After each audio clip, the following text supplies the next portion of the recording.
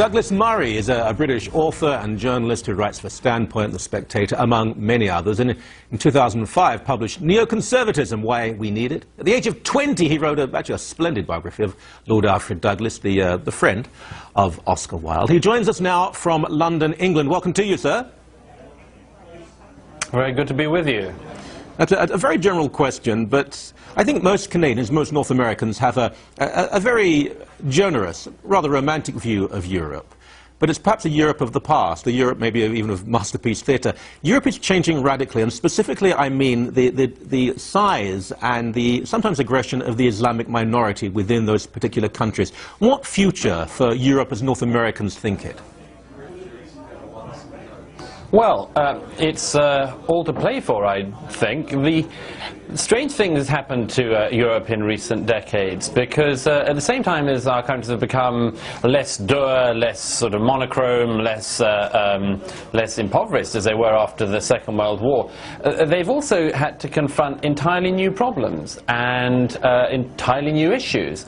And one of the things about this is, as you say, a lot of Americans, a lot of Canadians and others follow British television and so on. They have this romantic idea of this sort of dreaming spires of Oxford, beautiful sites and so on. A lot of that's just simply changed. Mass immigration has changed Britain and Europe for the better in many ways, and also for the worse. And we end up in a very strange situation, I'd submit, where effectively, Europe doesn't know what it is anymore. It doesn't know why it exists, doesn't really know what it's about or what it's for. And I think that's going to change at some point soon, but whether that changes for the better or for the worse is anyone's guess. It's a fascinating subject within a European context, because in North America, we've had to evolve. We've never had a very firm foundation in terms of ethnic identity. It's been relatively vague. But if I think of Europe standing up for something, what does it stand up for? Christianity is to a certain degree being expunged. Secular liberalism, tolerance, these are all very noble, but are people willing to fight for those? I'm quite pessimistic, actually. Yeah, we might have a fight to the end, a photo finish in the pessimism stakes between you and me. Look, I mean, the fact is this, is that Europeans are willing to defend to the death everyone else's right to hate them. They are willing to protect and defend all values other than their own. And one of the reasons about that is that they don't really know what their own values are anymore.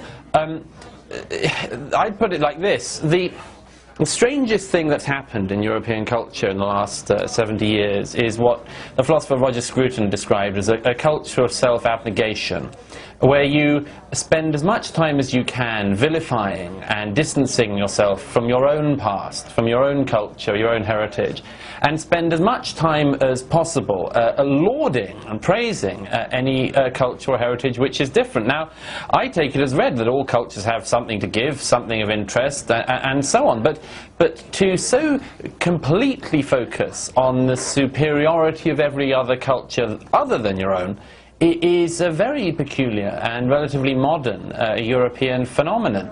And I just give one example of this, which is that 10 years ago, or a little bit more than 10 years ago, let's say July 2001, most people in Europe knew nothing very much about Islam, didn't have any particularly strong views about it. And in the last 10 years, pretty much thanks to a worldwide epidemic of suicide bombing and so on, now everyone thinks that an expression of sort of cultural generosity, an expression of cultural decency, an expression of cultural sophistication is to be as up as possible on Islam.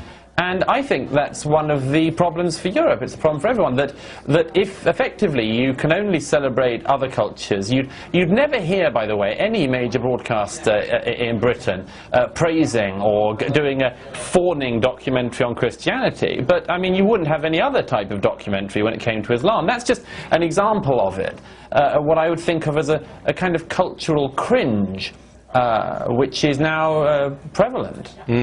Yeah, I mean, it's one thing for either an internal or external force to oppose the establishment, the status quo, and I think Islam is doing that to a certain degree.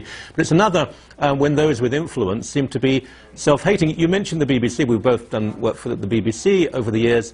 BBC Radio recently, I heard a documentary that it was quite nauseating. It was so anti-intellectual. It was interviewing a series of people who'd embraced Islam, generally people who weren't really formed Christians in Britain who had embraced Islam, and their reasons were entirely fatuous. But the interviewer drank them in as though they were incredibly profound. But you mentioned Roger Scruton. I mean, Roger Scruton became a Catholic. We think of people like Paul Johnson. We think of some East European and Italian philosophers who are Catholic, who have become Catholic. I'm not saying Catholicism is the answer, but they seem to be searching for something which is absolute, so they can stand up and say, it's not just being European or white, that's not the issue. It's saying, this is why we are not of the Islamic faith. Yes, I don't think Roger Scruton is a Catholic. He describes himself as a believer in belief. He likes the belief, and I think his own belief sort of goes in and out, like the wireless. I thought he came into the Roman Catholic Church. Forgive me, I thought. No, I mean, the point is that what he does is defends the principle, the idea, and the ideal of Western culture, and celebrates it, and believes it has value. What is so interesting about the last decade has been that religion has become talked about again, but it's been talked about in an entirely foreign key. It's a very strange development. If you'd have said to somebody in 2000 that the first decade of the 21st century would be primarily obsessed with a discussion of religion, they'd have thought, what? Christianity? Haven't we seen the back of that?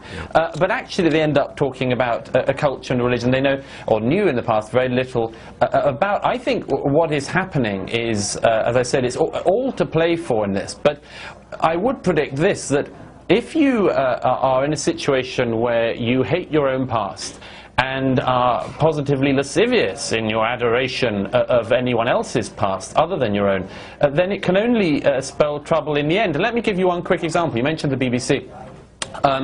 Not only in a program about Islam would you hear that kind of fawningness. Recently, the BBC ran a radio documentary about Anthony Blunt, the famous communist spy. And it came to the sort of conclusion that basically Blunt had been a victim of the British establishment. He'd sort of an outsider. He didn't fit in. All that kind of thing. No, the man was a communist spy who wanted to bring down the country that gave him succor and gave him a home. As I say, any country which continually wages war and assaults its own self and its own past can't come to any good.